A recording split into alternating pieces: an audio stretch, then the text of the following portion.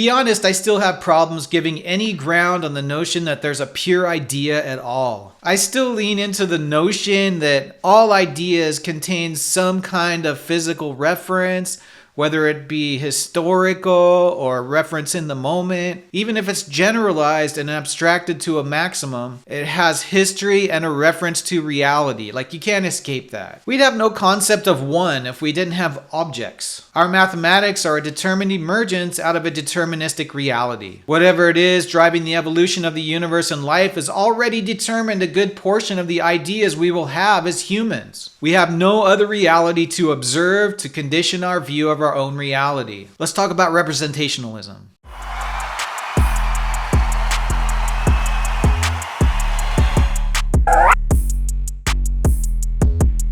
First, let's talk about a couple attributes of what a pure idea is. Abstract. They're not tied to specific instances or sensory inputs. Universal. They're applicable across contexts and situations. Independent. They exist apart from empirical or physical conditions, often as idealized or necessary principles. In summary, a pure idea in philosophy is an ideal or concept that transcends the physical or empirical realm, serving as a cornerstone for the understanding of nature of reality, knowledge, or morality, depending on the philosophical framework. Representationalism is a theory in the philosophy of mind that concerns how we experience and perceive the world. At its core, representationalism holds that the contents of our mental states, such as perceptions, thoughts, and beliefs, are representational in nature, meaning they are about to represent the world in some way. Key ideas of representationalism. Perception as a representation. Perceptual experiences represent the external world. For example, when you see a tree, your experience represents the tree and its attributes, its color, its shape, its size. According to representationalism, the accuracy of this representation determines whether your perception is true or illusory. Mental states as representational. All mental states, including beliefs, desires, and perceptions, are defined by their content, what they represent. For instance, the belief the sky is blue represents a specific state of affairs about the world. Phenomenal character and representation. Representationalism links the qualitative aspects of experience, what it feels like to see red, for example, to representational content.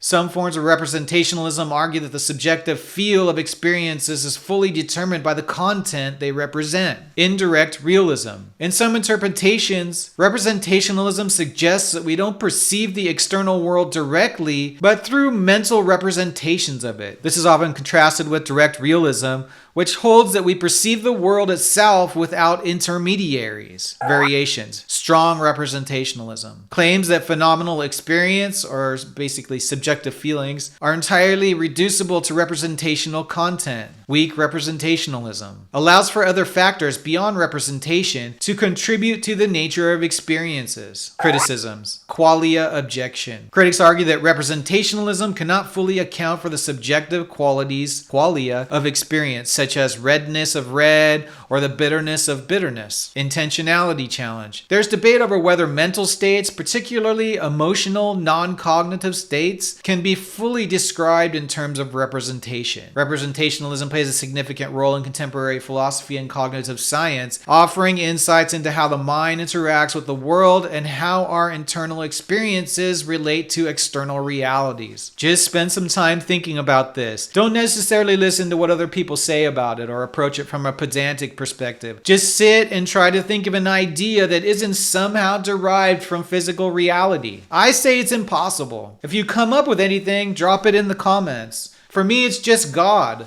but God is still derived from reality. But I think the notion of God drawing a circle around something that encompasses everything and saying this is that thing is effectively a pure idea, in that you're saying it's a thing that can't be defined. What is that? It's an essence that refutes itself. You're saying that what it is this thing, God, but you're saying what it's like is this thing that can't be God, right? Because it can't be defined. To me, that's the only notion of pure idea that I can think of. And it's not pure, because God, it tries to put a singularity on a multitude, right? Or at least the monotheistic religious God tries to take a multitude and create a singular, right? It's the opposition to the multitude. So it's still derived from reality, but Honestly, that's the only thing. In mathematics, people will allude to like mathematics and numbers. Mathematics would not have emerged the way that it has unless our physical reality is or was the way that it is or was. You know, if there was no such thing as objects, if somehow our physical reality